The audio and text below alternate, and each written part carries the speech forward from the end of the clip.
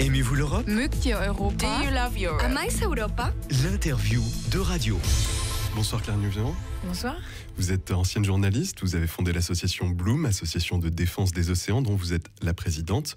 Mais surtout ce soir, vous êtes au micro de radio en tant que cofondatrice du mouvement Place Publique, mouvement que vous avez cofondé en compagnie de l'essayiste Raphaël Glucksmann et de l'économiste Thomas Porchet. Claire Nouvian, vous n'êtes pas étrangère au micro de radio, vous êtes intervenue plusieurs fois dans la matinale de Simon Marty en tant que présidente de Bloom. Votre engagement n'est donc pas inconnu de nos auditeurs, tant sur la protection de l'environnement que sur les questions européennes. Est-ce que c'est parce que ces engagements n'étaient pas présents dans les autres partis que vous avez fondé votre propre mouvement ? Non, parce qu'en fait, Europe Écologie Les Verts fait ça très bien, en fait, de se battre pour des problématiques environnementales, pour s'assurer que notre avenir est préservé des destructions industrielles, etc. Mais parce que l'espace entre, on va dire, Macron et Le Pen devient un face-à-face, en fait, entre deux offres politiques qui ne correspondent plus à nos valeurs. Et il me semble, enfin, il nous a semblé de façon plus large, d'ailleurs, à Place Publique, qu'avec toute l'amitié que nous avions pour les élus verts, qui font vraiment un très, très bon travail, ils n'arriveraient pas à attirer l'ensemble des Françaises et des Français sur cet espace politique. Cet espace politique, en gros, qui va du centre jusqu'à la gauche, une gauche modérée, mais qui doit être radicale dans ses ambitions écologiques, démocratiques, européennes et dans la lutte pour une justice sociale. Eh bien, cet espace-là, il n'a plus de représentants fidèles. Les partis sont fragmentés, on est face à des chapelles politiques qui se font la guerre entre elles, comme les Hammonistes avec le PS, et puis ELV avec Génération, etc. Et en fait, quand on est dans un moment aussi particulier que celui qu'on est en train de vivre en France, on pense qu'il faut croire à la tragédie. Il faut croire au fait que l'histoire est faite d'éternels recommencements et que rien ne nous met à l'abri d'une guerre ou d'une nouvelle forme de guerre ou de la haine entre les citoyens. Alors tout ça pourquoi ? Alors on a un pays formidable, on n'a jamais eu autant de richesses dans l'histoire de l'homme, simplement parce qu'il y a un gros problème de répartition des richesses, il y a un gros problème de croissance des inégalités et on a un destin écologique qui est tragique. Alors ça fait beaucoup à la fois d'avoir un péril sur la démocratie et en même temps un péril sur les fondements mêmes qui permettent à la vie de se développer sur Terre et donc à nous d'exister. Donc on s'est dit, il faut absolument que les responsables politiques prennent leurs responsabilités, d'une part, et il faut qu'on les y invite. C'est pour ça qu'on a lancé un mouvement politique. Mais aussi, leurs chapelles ne nous font pas envie, parce qu'il y a des modalités politiques à l'intérieur des appareils de partis qui sont un peu des codes de guerre, où les gens finissent par se détester et s'entretuer, parce que c'est que de la compétition. Et nous, c'est un peu le contraire. Nous, chez Place Publique, on a un peu du mal à trouver des gens qui voudraient aller sur une liste. Donc, on a tous envie de politique. On a tous envie et besoin de se politiser. On a besoin de croire à notre destin commun, de penser que le collectif est possible, que l'individualisme qui est lié au libéralisme économique et à la financiarisation extrême du monde n'est pas une fatalité. Mais on a besoin de se donner la main et d'y aller ensemble et de changer les codes même de la politique. C'est pour ça que on a une aventure à construire tous ensemble. C'est ce que vous dites du coup dans le clip qu'on peut retrouver sur la première page du site de Place Publique. Je vais laisser nos auditeurs entendre un petit extrait. Les partis qui portent en étendard l'écologie, La solidarité sociale et la refonte de l'Union européenne s'avancent en ordre dispersé. Se condamnent, nous condamnent Toutes et tous à la débâcle. rejoignez-nous pour ne pas laisser s'installer un face-à-face mortifère. Entre libéraux et populistes. Pendant qu'ils restent dans leur place forte. investissons la place publique. Investissons la place publique. Investissons la place publique. Donc dans cet extrait, vous vous appelez à l'unité, donc, comme vous l'avez dit, depuis le centre jusqu'à la gauche, tout ce qui n'est pas complètement radical. Pourtant, vous créez un nouveau courant, un nouveau mouvement, notamment pour les européennes. Est-ce que ça ne pose pas un problème ? Est-ce que ce n'est pas une contradiction ? Ça peut paraître contradictoire, mais ça le serait si, en l'état actuel, on disait, nous, on va simplement rajouter une liste sur un espace qui est ultra fragmenté. Or, c'est pas du tout ce qu'on dit. Nous, on dit, on a besoin d'avoir une union de l'ensemble, pas seulement de la gauche, mais de l'ensemble des individus et des appareils et des citoyens et des électeurs et des militants sur une liste commune opportuniste. On n'appelle pas la dissolution des appareils anciens. Ils ont leurs histoires et leur histoire. Et on n'a pas à les juger. Simplement, on dit quand il y a péril, quand on est encerclé par le libéralisme économique et un populisme souverainiste, un populisme de repli, de haine, quand même, de rejet, etc., on est obligé de prendre nos responsabilités. Et donc, on appelle les partis à prendre les leurs et à faire union de façon vraiment opportuniste. C'est un one-shot. On va vers les européennes. Ils ne peuvent pas laisser les votes sur notre famille de valeurs, sur des valeurs écologistes, humanistes, progressistes, etc. Ils ne peuvent pas nous laisser avec la possibilité que l'ensemble de ces votes soient sous les 5%. Et dans ce cas-là, ça veut dire que les élus n'auraient même pas d'élus. C'est-à-dire que le PS peut ne pas avoir d'élus au Parlement. Le Génération peut ne pas avoir d'élus au Parlement.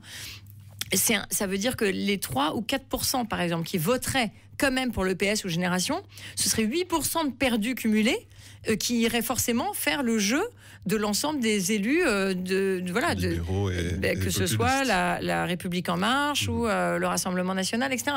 C'est un vrai danger, en fait. C'est juste un danger de calcul. Enfin, ils ne peuvent pas nous faire ça. Donc, on leur demande de se réveiller, de sérieusement prendre leur destin, puisqu'en homme public, en femme publique, ils ont une responsabilité publique. Ils doivent prendre leur responsabilité. S'ils ne le font pas, et si on est porté par un courant incroyable, peut-être que nous, on fera une liste, mais ce n'est pas du tout le projet. Parce que pour le moment, entre Hamon qui vient de dire non, du coup, à un rassemblement avec le PS, le PCF qui a déjà aussi dit non à tout rassemblement, les Verts qui ont dit non au PS, ça ne fonctionne pas très bien. Non, ça ne fonctionne pas du tout. Et ça ne fonctionne pas du tout pour vraiment précisément que des mauvaises raisons.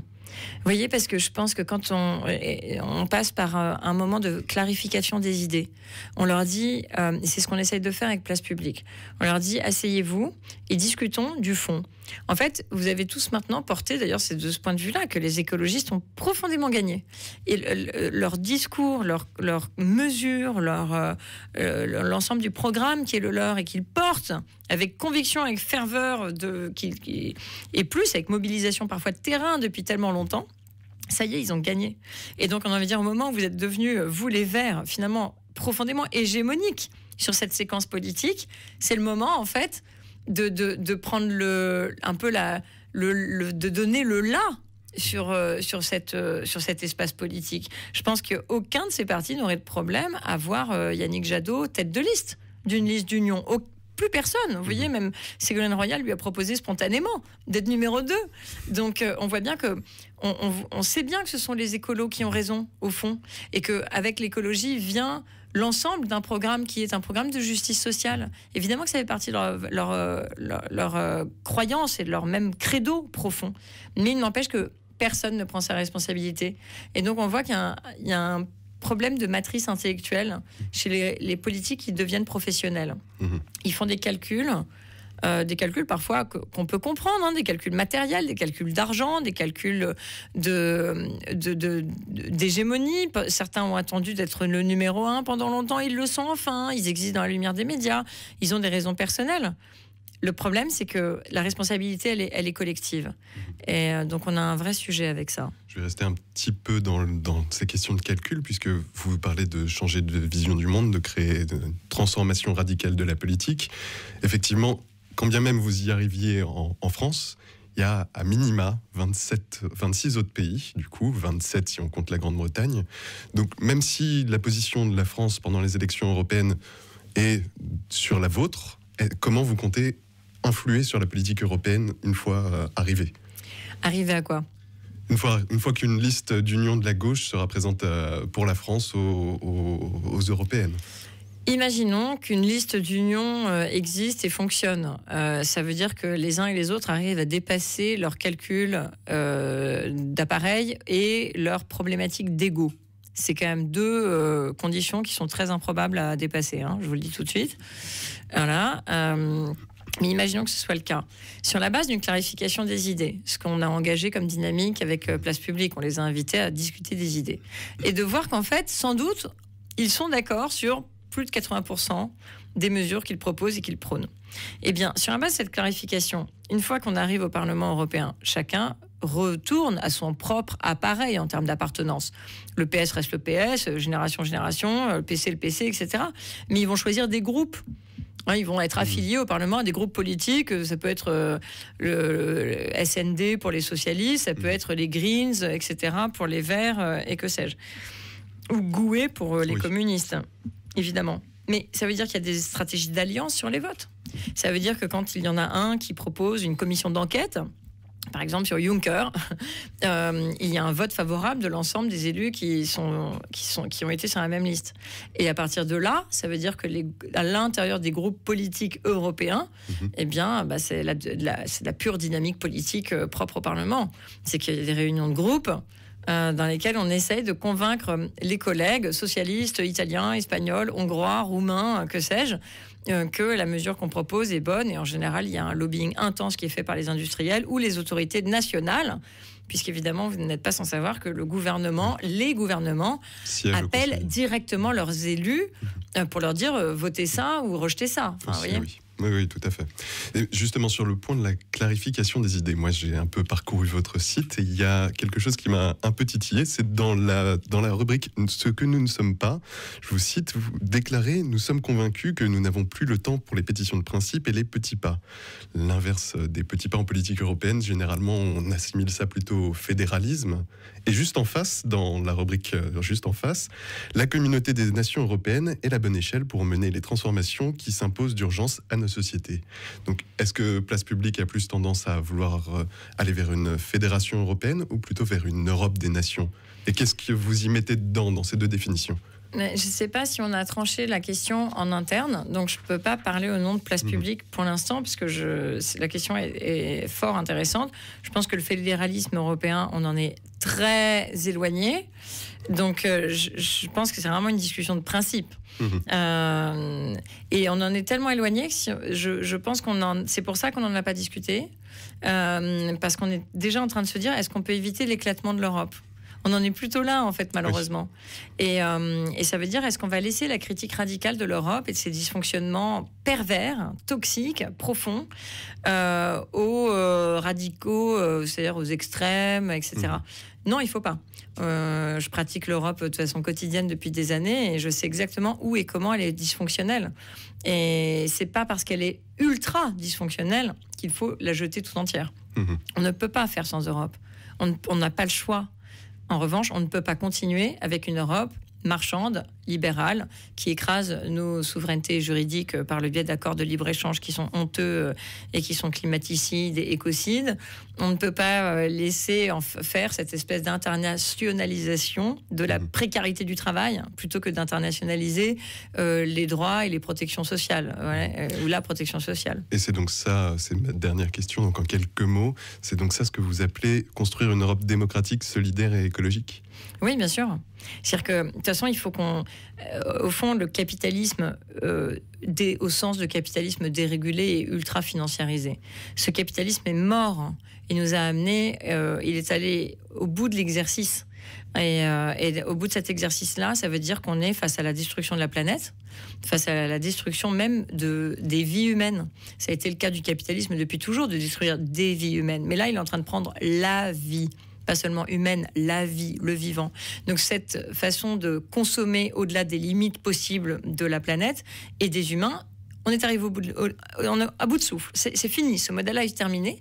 Donc ce qu'il faut, c'est réinventer complètement nos modalités de vivre ensemble et d'envisager l'avenir. Et il faut déjà pouvoir le faire, je pense, à échelle nationale, pour pouvoir montrer qu'on peut vivre autrement. Et que ça ne veut pas dire la fin de l'entreprise, ça ne veut pas dire la fin de l'entrepreneuriat, ça veut dire changer notre modèle de réussite, sortir en effet de l'accumulation. Et c'est le monde maintenant de la justice et du partage. D'accord. Merci Claire Neuvian. Je rappelle que vous êtes la fondatrice de l'association Bloom, dont vous êtes aussi la présidente et surtout l'une des cofondatrices du mouvement Place Publique. Très bonne soirée. Merci, vous aussi.